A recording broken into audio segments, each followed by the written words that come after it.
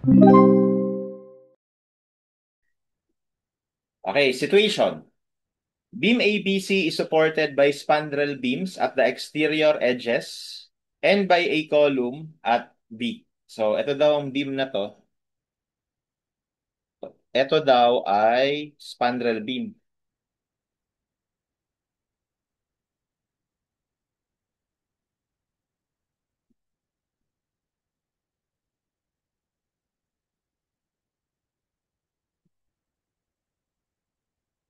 Okay, ito rin. Alright, so pero yung nasa gitna, may support na column yung gitna. So two span ito, dalawang span. Tapos we are given the dimension of the beam, 300 by 400. Tapos yung column ay 400 by 400. Tapos yung mga loads given naman. And then L1 is 6. And then L2 is 6.8. Ayan. Okay? So, question is, determine the moment at NB for beam AB. So, of course, ito, sa context ng problem, is using yung ACI moment coefficients. Okay? So, pinapahanap yung moment sa B for beam AB. No, bali, nakaspecify na yung moment dito sa left side. Di ba? Ito yung B eh. So, left side niya. So, ngayon, identify lang natin, how do I use this? So, siguro ito na lang muna ang gamitin ko. Kasi same lang naman to. Pero mas maganda kasi yung presentation na to eh. Um, Una, meron tayong dalawang klase ng moment. Positive tsaka negative, di ba? So yung mga positive, ay yung mga negative muna is kung nasaan yung mga support, may mga negative dyan. Kagaya nga nito. Ayan. Kung nasaan yung support, negative moment. Another support, negative moment. No? So nandun yung mga negative moment. So negative moment dito, dito, dito, tsaka dito. So how do I identify the coefficient? So basahin natin yung condition. Sa negative muna tayo mag-focus. Unang condition, interior face of exterior support. So ano ibig sabihin muna ng exterior support? So pag sinabing exterior support is yung nasa labas na support. So in this case, this is considered exterior support, di ba? Nasa labas eh. Pero interior face. So interior face, ibig sabihin nasa loob. Kasi dalawa ang face yan eh. Merong nasa labas, merong nasa loob. So ito, ang tawag mo dito, exterior face kasi nasa labas. Ito ang tawag mo dito, interior face kasi nasa loob. No? So ibig sabihin, yung tinutukoy niya na interior face of the exterior support, ito mismo yun. At saka to. So anong sabi? Interior face of the exterior support. So dalawang klase ulit yan. Dalawang klase ulit. Member built integrally with supporting spandrel beam. O di ba ito mismo 'yun, no? Kasi yung exterior support natin is exactly a spandrel beam, no? Kapag daw ganon, that's WL squared over 24. O di lagyan na natin. So ibig sabihin, the negative moment here, lagyan natin ng drawing. So the negative moment here is WL squared over 24. Okay? And ganon din dito sa kabila.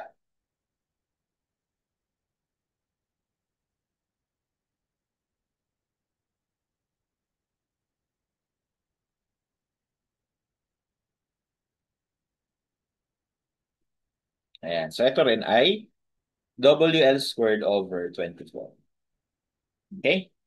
So next, ano naman to susunod? So itong isa, itong WL squared over 16, is ito ay kapag yung exterior support natin is a column. No? Kung column siya, yan yung gagamitin natin. Okay? So, next. Ano naman to sunod? Interior face of the first interior support. So ano ibig sabihin yun? Exterior face of the first interior support. So, di ba, kung ito yung exterior support, no? Lahat ng nasa loob ay kino-consider na natin na interior support. At dito naka-specify na first, yung una, yung unang interior support. So actually, yung unang interior support is ito lang yun kasi wala namang ibang interior support eh, isa lang eh, 'di ba? So ibig sabihin ito na yung tinutukoy niya. Pero saan daw banda? Sabi niya sa exterior face ng first so sa nasa labas, no? So ibig sabihin kung dito ako galing, ito yung first interior support, tapos dalawa ang face niyan, isang Exterior, ito, consider natin na interior, kung dito ka galing. Di ba? Dito ka galing, ito yung exterior, ito yung interior, ito yung nasa labas. Kumbaga, dahil dito ka galing, ito yung labas eh. So, ito yung exterior kasi ito yung malapit dun sa labas. Kung dito ka galing, ha? Kaya lang, kung dito ka naman galing, no? So, dito ka galing, ito naman yung exterior face kasi yan yung malapit sa labas.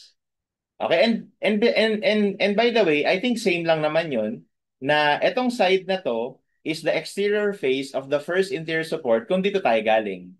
Ito namang side na to is the exterior face of the first interior support kung dito tayo galing. So, ibig sabihin, yung coefficient itong dalawang side na to, same lang. And they are both, okay, so dalawang klase pala to. Kapag 2 span lang, WL squared over 9. Kapag more than 2 span, WL squared over 10. Sa case natin, ah sa case natin, WL squared over 9 kasi 2 span lang naman yung ginagamit. I mean, 2 span lang naman yung given sa atin. So, ibig sabihin, this should be WL squared over 9. Both of them. Pero merong case, guys, na hindi to same. Kapag more than 2 span na yan, no? Hindi na yan same. Kasi meron na tayo dito isa pa, oh. More than 2 span, WL squared over 10 dapat yung gagamitin. Okay? So that is for the negative moments. Yung iba dito sa kanan natin banggitin kapag gagamitin na natin sa problem. Okay? So next, what about positive moments? Yung mga nandito. Yan, yun nandyan. So for the positive moments, meron tayong dalawang klase. Kapag yung span mo is end span, ibig sabihin nasa dulo, at saka interior span. Sa case natin na to, lahat to end span. Lahat sila dulo, no? Itong span na to, yan na kasi yung dulo. Itong span na to, yan na naman yung dulo. Kasi kapag more than 3 span yan, no? I mean more than 2 span, meron kang interior span, 'di ba? Ito kasi 2 spans lang eh. So dahil 2 spans lang, parehas sila na exterior span or end span ito. So dalawang klase ulit 'yan, discontinuous and integral with support, tapos discontinuous and unrestrained, no? So ano yung ibig sabihin ng dalawa? So pag sinabing integral with support, ibig sabihin, yung support mo at saka yung beam sa dulo ay fixed support yung consideration natin. And paano ba siya nagiging fixed support? So guys, kadalasan nagiging fixed support siya kapag ka-column mismo yung ano natin. Kapag column mismo yung support natin sa dulo. Sa case na to kasi, ang support natin sa dulo is just a spandrel. So dahil spandrel beam lang yan, that is actually unrestrained. No, unrestrained siya. Ibig sabihin, pwede itong magkaroon ng rotation. Pwede magkaroon ng rotation. Kaya wala siyang reaction sa rotation. So ibig sabihin, hindi siya considered as a fixed support. So that means that the positive moment sa end span with discontinuous and unrestrained is supposed to have a moment of WL squared over 11. So ibig sabihin, ito naman is WL squared over 11. Parehas sila. Okay? So yan ngayon yung um, bending moments natin for the entire beam using the moment coefficient method. Okay? Pero ang tinatanong naman sa atin dito is yung sa B, no? Ginawa ko lang lahat para may idea tayo paano i-identify at gamitin yung table. Pero actually, ang hinahanap sa atin, puro dito lang. Diyan lang, no? So dahil dyan lang yon, so ano daw yung moment at NB for beam AB? Okay, so moment NB for, so bali ito, B, beam AB. So ito yon, no? So therefore, for number 1, guys, factored na rin naman to. So pwede na natin pagsamahin yan lahat, no? So we have 6 plus 4, that gives us 10. So hindi natin lalagyan ng ano load factors kasi factored na nga daw. Okay, so yun yung total uniform load natin. So therefore, at saka meron palang note. So since itong moment na to ay negative, basahin natin ito sa baba. Yung L kasi nagagamitin dyan, sabi dito, to calculate negative moments, Ln shall be the average of the adjacent clear span lengths. So kailangan daw average. Okay, average. So kapag ka negative moment, di ba, since magkaiba ito ng span, yung adjacent or magkatabing span. So yung magiging effective span natin dyan is 6 plus 6.8 over 2. So dapat average. And that gives us 6.4 meters. So yun yung gagamitin natin kapag negative moment. So therefore, our moment at B would be equal to WU ln squared over 9, and that is 10 times 6.4 squared over 9. So therefore, the moment at B is equal to,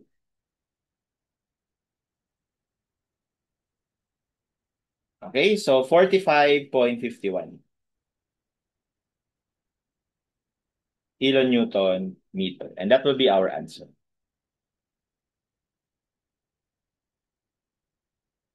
Okay?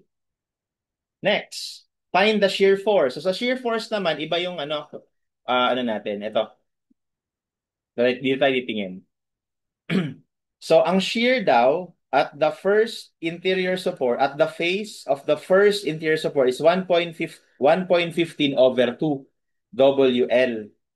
At face of all other support is WL over 2. Okay? So that means ano yung shear natin dito? So dahil ito lang naman yung merong merong kumbaga ito lang naman yung merong specific na ibang coefficient. Identify na lang natin ano ba yung phase sa first interior support. So ano ba ang first interior support? Kung dito ako galing, ito yung first interior support. Kung dito ako galing, ito rin yung first interior support. So ibig sabihin, yung shear dito, ibahin natin kulay para makita. Shear dito, tsaka dito, same lang na 1.15 over 2 WULN. While sa iba naman, sa ibang location, at the face of all other support, it's always WULN over 2 lang. So, ibig sabihin, ito, WULN over 2 lang siya. Ganon din dito. Okay, so sa case natin, dahil B yung pinag-uusapan, no? Dahil B yung pinag-uusapan, so of course, ang gagamitin natin is etong 1.15 over 2, WULN. So dito naman, meron naka-specify na shear force for beam BC. So ibig sabihin, ito yung beam BC. So ang tinutukoy natin na shear force, ito. So, sa shear, unlike sa negative moment na ina-average natin para makuha yung LN, dito kasi sabi sa atin, yung ina-average lang is kapag negative moment. For the rest, hindi na yun ina-average. You have to specify kung anong beam or saang beam ka naghahanap ng shear. No? And in this case, naka-specify naman na sa beam BC.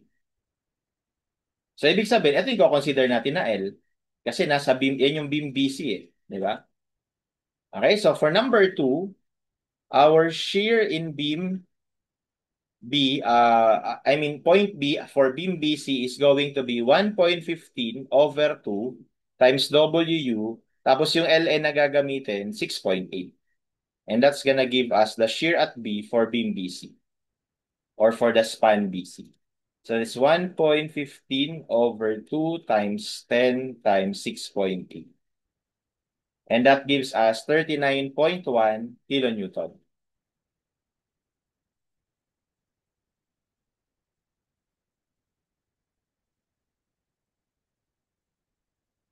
Okay? Next, find the positive moment at the midspan of AB. So, pinapahanap naman yung positive moment. So, this time, ito yun. Diba? Ito yung span AB. So, ito naman yung positive moment o the WL squared over 11. So, kapag positive moment, unlike ulit sa negative moment na ina-average natin yung adjacent clear span, kay positive moment, hindi na natin yung ginagawa. Okay? Kasi nakaspecify na yun na dito sa span na to. So gusto ko lang din ipaliwanag, bakit ba niya sinasabi sa atin na i-average yung L kapag ka negative moment? Kasi guys, kapag negative moment, madalas kasi nasa support yan eh. Eh di ba yung support connected sa beam na to, tapos connected din sa beam na to. Kaya para to consider both sides, ina-average itong dalawa. Okay? Pero pag positive moment, hindi na. Kasi nandun yan clearly sa beam AB lang. No? Beam AB lang. So, WL ng AB squared over 11. So, for number 3, The positive moment at AB is equal to WU ln squared over, ano yun? Over 11, no? Over 11. And that is 10 times 6 squared over 11. And that's gonna give us 10 times 6 squared over 11.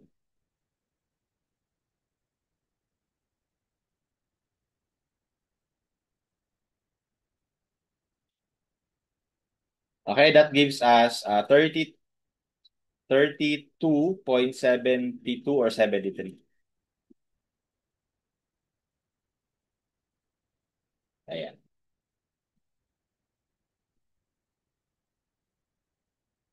Okay, so that's gonna be our answer for number 3. Ayan. All right, and that's how we solve this problem.